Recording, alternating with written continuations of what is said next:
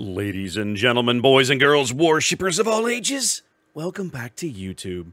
My name is SeaRaptor, and I am way overdue for some Scuttlebutt. This game in the background brought to you by Tier VIII Premium Italian aircraft carrier, Aquila. Aquila's been out for a few months now, and I think I've only had like one video on the channel about this ship. And you know what? Surprisingly, she's actually pretty fun to play. She's not the most challenging carrier out there. She's only got two types of attack planes. She's fairly straightforward. She rewards good target selection, but she has these AP rockets where she just fires hordes of these things, which makes them highly effective against the right targets, but still means that she can be a threat to lighter units when the opportunity presents itself, like a destroyer. She's only ever going to get overpins on a destroyer, don't get me wrong, but she vomits so many rockets that if you catch a destroyer broadside at the right time, he'll know you've been there, right? But at the same time, they're not an extreme threat. You're not going to one-shot a destroyer from full health like you could way back in the day with the old rockets. I'm divvied up in this game over on Sohn MG's stream with him and one of his regulars and mods, I believe. That's Pockington. I played this game this past weekend while Sohn was doing a fundraiser for Wounded Warrior Project. So if you were a part of that, big shout out to you. Big thanks.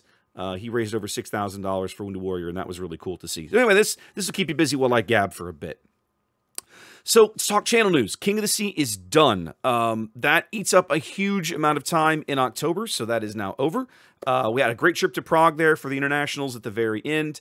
Wargaming hospitality is always really great when you travel for them, so huge shout out to Seraphis and Chegg, who took great care of us over the course of the weekend, and another shout out to Chrysantos, who stopped in to say hi. So that was nice to see everybody. Good tournament. Hope you guys enjoyed the videos, but with those drying up, we've got to get back to regular work. It's hard for me to get motivated to make original YouTube content when I've got to post 15 games a week and it's just going to get drowned out by the tournament content. So that's one of the reasons that when King of the Sea happens, a lot of original content sort of takes a background step for a few weeks. So, but that's over now, and we're back to the regular stuff. So obviously Scuttlebutt today. I'm going to get back on the Learn to Play Destroy for the US and Destroyer line. I actually had a good game in Benson yesterday I can use. Yay! And of course my third quarter review. I haven't forgotten. I've actually started that video 3 separate times and have never managed to finish it. So all that's coming in this week, over this week and next. Some big news over on Twitch this coming weekend. That's Sunday, the 30th of November. I'm going to be celebrating my 5th year of streaming, my 5th anniversary on Twitch, which is a little mind-blowing, if I'm honest, and 12,000 followers. It'll be a 6-hour stream starting at 9 a.m. U.S. Central Time on Sunday. That is 3 p.m. UTC for those of you in Europe. I'm starting it earlier in the day so that my European viewers, European friends can come and hang out and have a good time and possibly win some loot because, yes, I have all kinds of good stuff to give out sponsored by Wargaming. A whole bunch of premium ships that I've chosen off the list.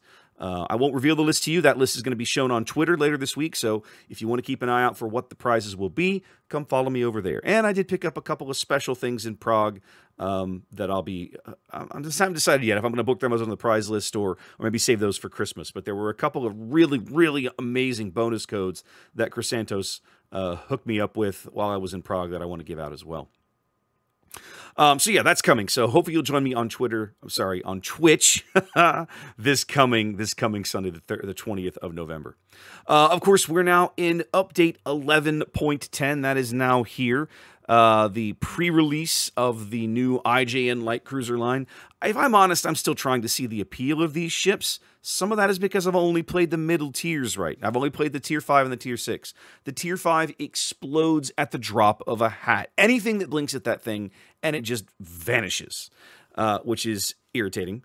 I played one game in the Tier 6, which I recently unlocked, and she feels a little better. She's certainly a little more maneuverable, a little more firepower, and a little more survivable. At least she felt that way the one game I played her, which was a purely Tier 6 game, ironically. I mean, I was having a conversation with him on our regulars, like, okay, what's the deal with these ships? And he's like, well, the torpedoes are really awesome. You kind of have to play them as torpedo cruisers. And I'm thinking, all right, yeah, but if I want really amazing torpedoes, why not just play Japanese destroyers and not deal with all this citadels and lack of armor and everything? Like, what? So, yeah, I don't know. But I'm still trying to figure that line out. If you guys have tips, tricks, suggestions, ideas on how to play those ships, man, dump them in comments. I'm looking for any help I can get.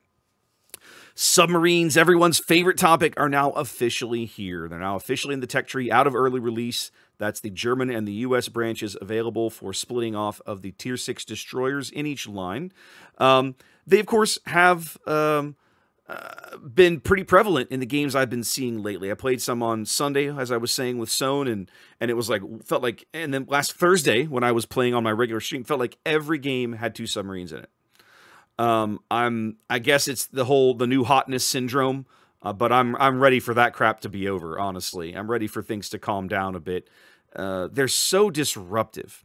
Now, there's a part of me that doesn't mind the disruption to, like, battleships. And before you get angry, hear me out. What I mean is, especially at high tier, battleship play tends to be very static, right? I take my Yamato, I park bow in, I laugh at shells coming at me, and I slap things around. I don't care where I am. You know, I look for an island to snuggle up to, or sometimes I just sit right in the open, whatever. That kind of play in World of Warships is not, it's not dynamic or interesting, is it? But we all know it's very common. So there's a part of me that doesn't mind seeing that kind of tactics, that kind of strategy be turned on its ear a little bit, because the submarine in particular punishes that sort of lack of positioning, lack of maneuverability, in the same way a carrier does. But it goes beyond that with subs, doesn't it, right? And I could do a whole video on this. So, yeah, there's the new paradigm is here, fellas. We're going to have to figure it out and go from there. The new graphics improvements are here. You're seeing this in this game on Estuary, and they're gorgeous, but I'm disoriented. I'm so used to not having all of this island stuff you see on the edges of the map. It's going to take me some time to wrap my brain around, you know, kind of where I am and what I'm looking at. And, you know, some of the islands look different. The elevations are different on some of these maps. So, you know, islands we used to use for cover are now taller or lower. So there's going to be an adjustment period on some of these maps. But I'm enjoying the look of it. The HD, the maps look fabulous. So kudos to the art department, as always. But definitely an adjustment to be made here as we figure some of these out. New Battle Pass system is here. Of course, that replaces the old monthly, weekly, daily missions system. So far, I'm really liking this. I like that for a few bucks, I can get upgraded rewards for something that I was already doing, you know, to begin with. I'm playing the game. Now, admittedly, I have a biased opinion here, so take this with a grain of salt. As a community contributor, Wargaming hands me 10,000 doubloons a month just for doing what we do. And so spending 2,500 of them a month is like no big deal. They're giving me a big pile of them anyway. So again, I realize not everybody's economy in the game looks anything like mine, and I'm well aware of that fact. But I still like the idea of it in the sense of, you know, much like premium time, it affords you the opportunity to say, oh, I've got, you know, this is a pretty low-key month for me. I don't have a lot going on in real life. I'm going to play some extra boats. I'll go throw some money at this and get some extra monthly rewards and the premium time to grind some ships out or whatever. It puts a little more flexibility and a little more rewards kind of in the hands of the player for a little money. I mean, Wargaming is going to monetize the game, and I get that. But I think this is a good place to monetize the game. I continue to hate the fact that they monetize early release and pre-release events. Oh, yeah, shout out to the new Combat Spotter achievement. That's the first one I've earned right there. And I will continue to implore people to never spend doubloons on pre-release events that they will eventually earn tech tree ships for later. Please, please, please don't do this. But like something like the Battle Pass system, that's a reasonable way to monetize the game, in my opinion. I mean, if you disagree with me, that's fine, but that's how I look at it. Some balance changes in this patch. Some notable ones. Monarch and Lion Tier VIII and Tier IX British battleships. Monarch and Lion getting some buffs to both their range and their Sigma. That's nice, because neither one of those, the guns on neither one of those ships has ever felt very good to me. And a small buff to Renown's reload time. That's the new Tier 6. Was she a premium? I forget if it's the premium or the tech tree British battle cruiser at Tier 6, but she gets a small buff to her reload as well. And then over in the Tier 6 care department, a small and well-deserved nerf to the torpedoes of Tier 6 Japanese carrier Ryujo, who has always had amazing torpedoes, continues to have amazing and ridiculous torpedoes. But you know, they get a little bit of a nerf here, and I think that's well deserved because she is easily one of the strongest, if not the strongest, Tier 6 carrier. New season of clan battles of here. That's your bag. Kicked off last Wednesday, so enjoy. Get out there and play with your clan mates and go earn some steel and other rewards, of course.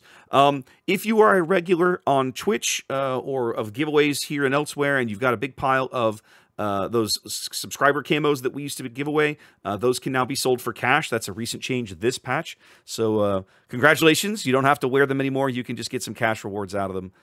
That's now a change you can make over in the inventory. Black Friday ships are coming very soon. I believe the Black Friday sale will probably start at the end of next week. Sorry, end of this week or early next. Black Friday ships this year are Napoli, Kearsarge, Mines, Chkalov, and surprisingly, Shinonome. Now, Shinonome is a ship you can earn for free via the campaign system, but if you don't want to wait, you can buy one. The other ones, of course, are all versions of the Tier 8 and Tier 9 premium versions. Of those, there's a lot of good ships on that list, but for me, Napoli is just so strong at Tier 10. She's such a disruptive influence to the point where she's limited now in King of the Sea, right? So yeah, really, really, really good ship there. And probably the last thing worth mentioning in this patch is the British submarine line, I know there's more coming, is currently in super testing. It was announced earlier, and you'll see those floating around in game, but those are currently in super testing, not available to the public just yet.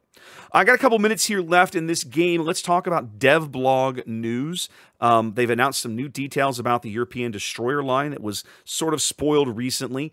There's going to be a branch of that line starting at Tier 5 that's going to get away from the Swedish destroyers, which is almost exclusively what that line is built out of.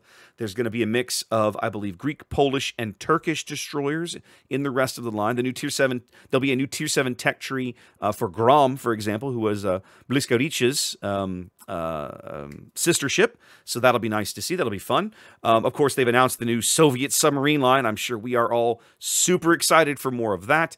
They recently announced a new Pan-American cruiser line, light cruiser line.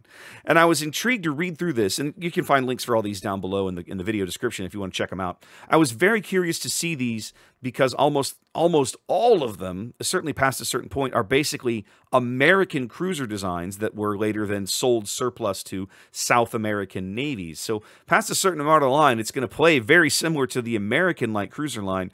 I'm really curious to see how they're going to differentiate things or what they think they're going to do there. They also recently announced the distribution methods for Premium Destroyer Tromp. She's going to be available for coal. Premium Cruiser Hector will be available for research points. Premium Cruiser Brisbane will be available for coal. And then Premium German Destroyer Z42 will be available for steel. I'm going to have first look videos on Brisbane probably this week or early next. I'm going to be adding in, as well as the next dockyard ship, which is coming, I think, next patch, which is Tier 9. I believe it's a Tier 9 Premium German Cruiser Admiral Schroeder. Will be coming to the game as a dockyard ship, and I'll get a first look video on that going very, very soon. There's more in the dev blog, but unfortunately this game is over, so I've kind of hit the majority of it. I'll put a link down below. Have a check if you want to get a preview of kind of what's coming in the 11.11 patch, or maybe I'll do another Scuttlebutt next week to talk about that. They've also announced a new wave of ships that will be coming in super testing in the next patch. So all that'll be down below, and maybe I'll get a new... maybe I'll be motivated to do another Scuttlebutt next week just to cover off all that to make sure we don't lose track of it. In the meantime, guys, I hope you enjoyed this game in Aquila. One thing you may have noticed that the targeting reticle on those rockets was doing some weird things in the replay. It didn't behave that way in game, so don't freak out if you're interested in buying the ship. The rocket reticle does behave correctly. It doesn't get larger as you zone in on ships. I don't know why the replay was doing that. I'll file that as a bug and see if they can fix it. Anyway, guys, hope you enjoyed the game. We're back to regular content. I hope to see you on YouTube. Drop by the Twitch channel this weekend for the big celebration, and I'll catch you later.